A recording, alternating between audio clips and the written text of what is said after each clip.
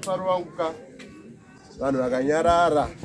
Funga kuti isusu veMasowe anofa hama dzedu dzokuisiri uko dzekuRoma tinenge takatogarawo pamaroma ipapo.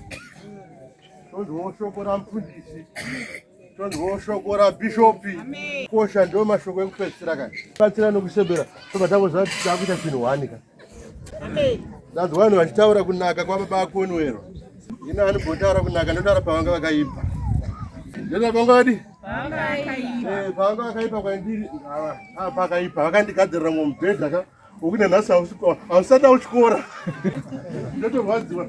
Haleluya. Unondinonotsa kutenga umwe mubhedha. Saka ndobva vanga vakandiipira. Vapachitaura rudo panapa. Vatisingakwanise kuposa kutaura tisanganisa nemukuru wemadhokota baba Amoshe. Kuti izvo vabatsira kubva zvakawanda zvimwe hazvati zvisikataurwe. Vachiedza kuti zviite zvifambe zvakanaka. Ndototi dzimwe nguva dai ndiri nini ndototi chimhuru chabva pandiri chachimombe chachigondora. Hamunasoteerera mashoko andikutaura. Hamudana ndiri ndaitoti chachimombe chachigondora. Asi rudo runoshamisa mufuke. Kana kamera panapa ndepana ashekuru. Ndokwakabva amai vangu kuno. Ndiro pamanyanda.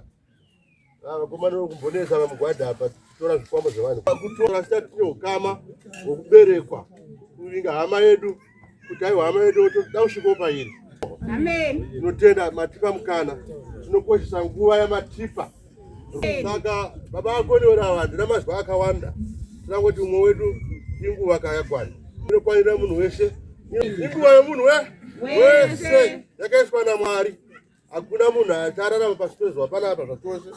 Asi tichararama tigoenda kune musha watichaenda. Totenda tinangoimbira baba akonewera.